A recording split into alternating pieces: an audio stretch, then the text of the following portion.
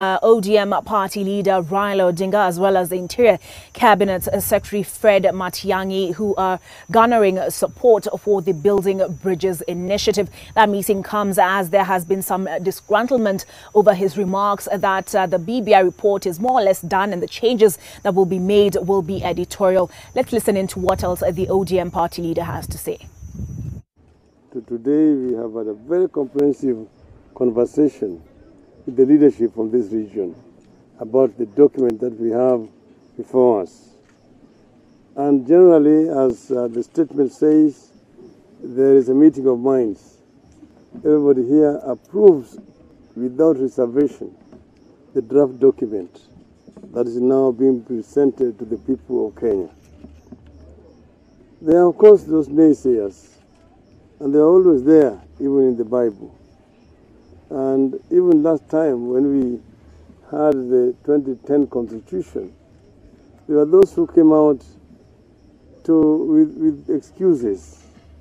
They said that that document was legalizing abortion.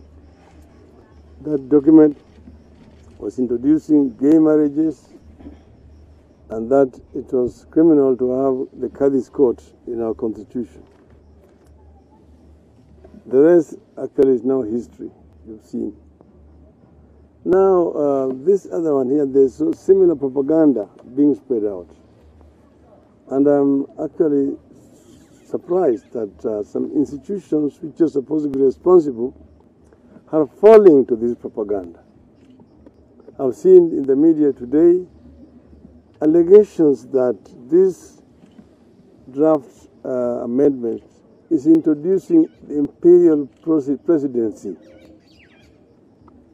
I have myself been very much part and parcel of the struggle for reforms and for change, and will never be party to any amendment which will recreate imperial presidency.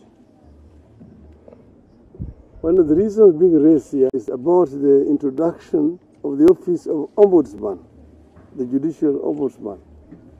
And has been explained very clearly here in this particular document, read to you by Governor Haemba.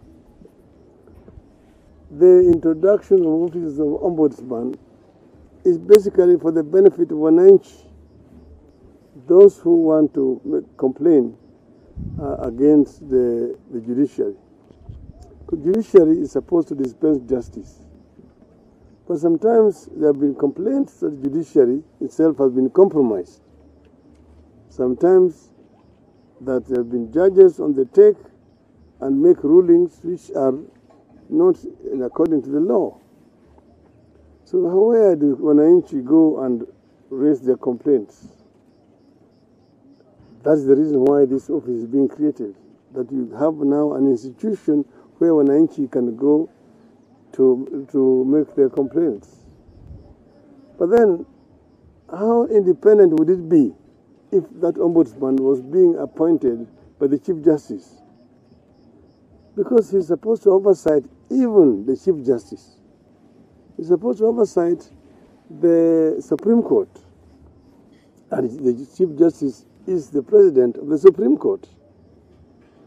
But this ombudsman is not just going to be picked by the President.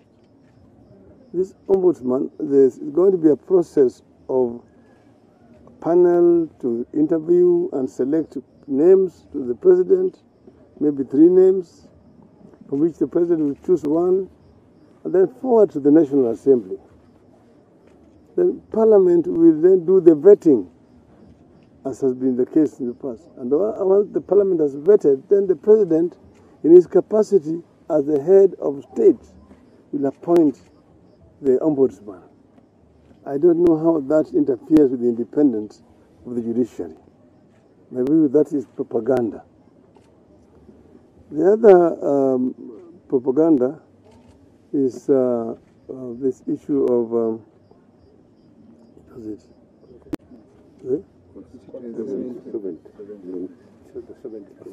the issue of 70. Bloated government. Yes, the other one is the issue of the bloated government. The bloated government, no one is bloating the government by introducing the position or the Prime Minister and two deputies. Some of you were around when we had the Grand Coalition government, where there was a Prime Minister and two deputies.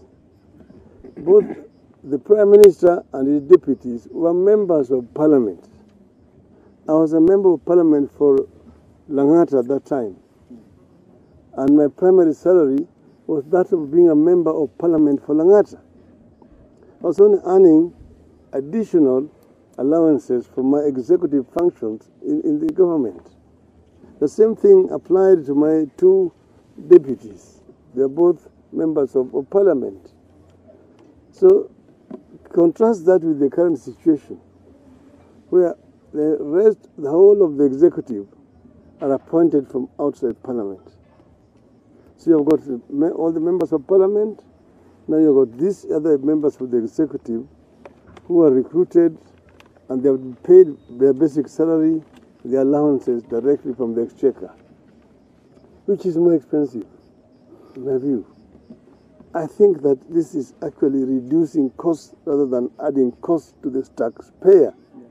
And you can take that to the bank. So that is again another propaganda against this. But is it necessary to have the position of a Prime Minister? The answer is yes. You need somebody with authority who will go to Parliament and answer questions of members of Parliament.